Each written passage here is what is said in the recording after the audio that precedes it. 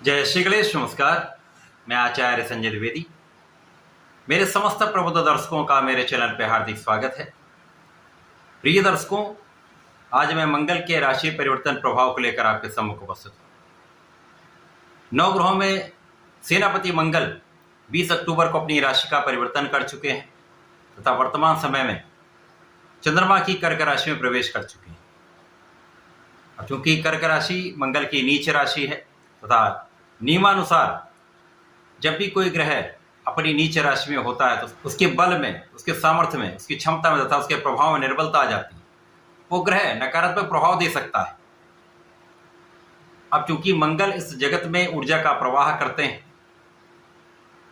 साहस के कारक हैं, पराक्रम के कारक हैं, भाई के कारक हैं, ऊर्जा के कारक हैं, क्रोध के कारक मंगल है, सैन्य बल के कारक मंगल है, सैन्य क्षमताओं के कारक मंगल है। इसी प्रकार से वाद विवाद, लड़ाई झगड़े के कारक भी मंगल है। अब सेनापति मंगल जब नीच राशि में होंगे तो किस प्रकार का प्रभाव देने जा रहे हैं, आज मैं मकर राशि के लिए मंगल के इस राशि परिवर्तन का तथा इस गोचर काल का किस प्रकार का प्रभाव प्राप्त होने वाला है, किन भाव में वृद्धि होगी अथवा कहीं पर समस्या आ सकती है, उसका क्या निराकरण है, संपूर्ण विश्लेषण मैं पूर्ण तरीके के साथ करने जा रहा हूं। प्रिय दर्शकों, इस राशिफल को आप अपने लग्न तथा राशि दोनों के अनुसार देख सकते हैं। मंगल का राशि परिवर्तन 20 अक्टूबर को हो चुका है। मंगल का ये परिवर्तन लंबी अवधि के लिए हो रहा है। सामान्यतः मंगल किसी राशि में 40 से 45 दिन गोचर करते हैं, परंतु इस बार मंगल कर्क राशि में गोचर कर रहे हैं। यहाँ से ये वक्री होंगे, एक राशि पीछे जाएंगे, पुनः कर्क राशि में आएंगे, इसके पश्चात ये अगली राशि में प्रवेश करेंगे।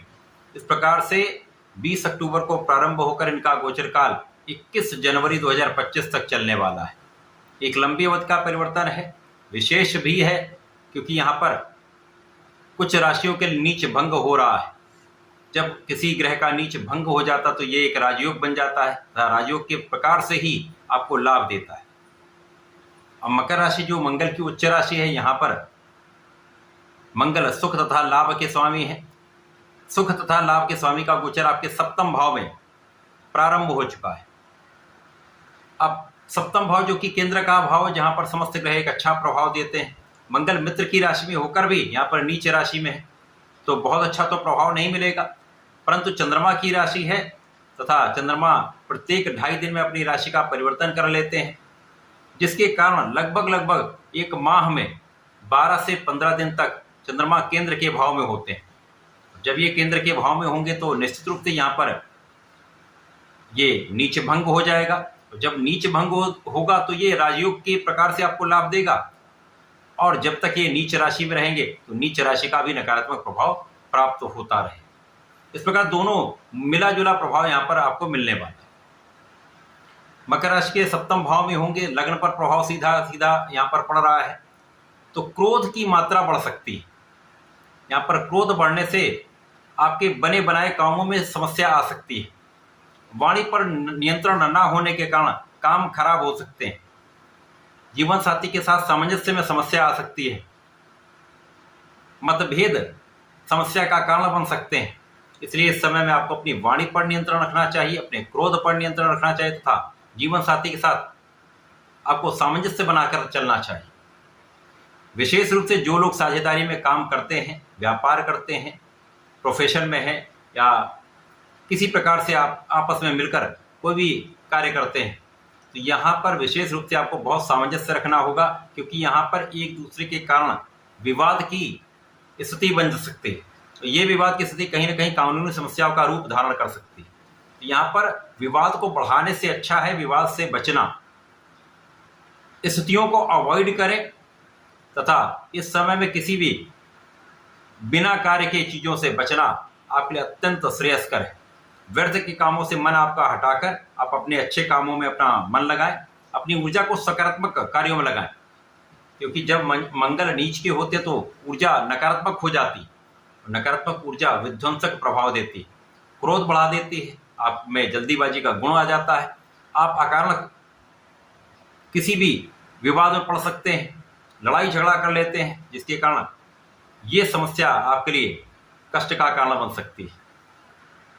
अब मंगल जब सप्तम भाव में होंगे तो इनकी प्रथम दृष्टि का प्रभाव आपके कर्म क्षेत्र पर होगा। तो कर्म क्षेत्र पर जब मंगल नीच भंग में होंगे तो आपको एक अच्छा लाभ मिलेगा, परंतु जब ये नीच का प्रभाव देंगे तो यहाँ पर भी वाद विवाद की स्थिति बनती है, क्योंकि यहाँ पर कुछ ऐसे लोग भी होंगे आपके कार्य क्षेत्र में जो आपको डिगाने का प्रयत्न करेंगे, आपकी आलोचना करने वाले लोग भी होंगे, आपके कॉम्पिटिटर भी होंगे। तो इन पर ध्यान ना देते हुए आपको अपने कार्य में लगे रहना, निष्ठा के साथ अपने कार्य में अपनी ऊर्जा को लगाइए, व्यर्थ के कामों में ऊर्जा को व्यर्थ ना करें। विवाद से जितना बचेंगे यह समय उतना ही आपके लिए अच्छा होता जाएगा। जैसा मैंने बताया कि ये अच्छा परिणाम भी देते हैं और लड़ाई झगड़ा भी कराते हैं। विशेष रूप से जो व्यापारी बंधु हैं, इस समय में अपने व्यापार में बहुत नियंत्रण रखें, बहुत देख रेख रखें, क्योंकि यहाँ पर चोरी की आशंका होती है।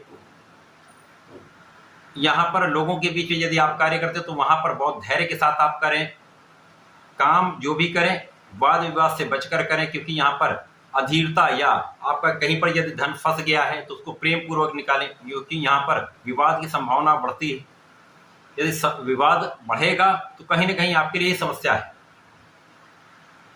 क्योंकि आपके लिए सुख के भी स्वामी है और आपके लाभ के भी स्वामी है। तो यदि विवाद होगा तो आपका लाभ ही कम होगा। यदि इसको प्रेम पूर्वक आप इसको सॉल्व कर लेंगे तो आपका लाभ आपको प्राप्त होगा। इस समय में लाभ आपका बढ़ेगा, आपके सुख साधन बढ़ेंगे, परंतु इस समय में किसी प्रकार से भूमि भवन वाहन का क्रय करने से बचें, क्योंकि इस समय में यदि आप भूमि भवन वाहन का क्रय करते तो उसके कारण कहीं न कहीं कुछ भटकाव की स्थिति तथा लड़ाई झगड़े की स्थिति अथवा कोई न कोई समस्या यहाँ पर आने की संभावना बनती। माता पिता के स्वास्थ्य का ध्यान रखें। माता पिता का आशीर्वाद आपको प्राप्त होगा, लोगों का सहयोग भी आपको प्राप्त होगा। केवल इस समय में आपको अपने अधीरता से बचना होगा, जल्दीबाजी के कार्य करने की प्रवृत्ति से बचना होगा, तथा यहाँ पर क्रोध पर पूर्ण नियंत्रण रखें, क्योंकि कभी कभी क्या होगा, कुछ स्थितियां ऐसी बनेंगी जब आपको लगेगा कि क्रोध आ रहा है, तो उस समय में आप बहुत संयमित रहें, ईश्वर का ध्यान कर लें, तो क्रोध शांत हो जाएगा तथा आपके बने बनाए कार्य गड़बड़ नहीं होंगे, आपके कार्यों में प्रगति होगी। यहां पर आपका आत्मविश्वास अति आत्मविश्वास में परिणित हो सकता है। ये अति आत्मविश्वास तथा अधीरता आपके लिए समस्या का कारण बन सकती है। तो यहां पर अपने कॉन्फिडेंस को बनाकर रखें, लेकिन ओवर कॉन्फिडेंस से आप बचें। इस समय आपको नियमित रूप से भगवान शंकर मोचन की शरण में रहकर हनुमानाष्टक का पाठ नित्य करना चाहिए। प्रत्येक शनिवार को बजरंग बाण का पाठ करें, संकल्प लेकर ये 7 बार कर लेते हैं, संकट कम हो जाएंगे, समस्याओं से आप बच जाएंगे। तथा इस समय में गणपति महाराज का संकटनाशन गणेश स्तोत्रम का पाठ अवश्य करें, इससे आपके संकट भी कम होंगे, आपको अपने ऊपर नियंत्रण भी आ जाएगा, समस्या से आप बच जाए। तो ऐसा करके लाभ लें। धन्यवाद, नमस्कार।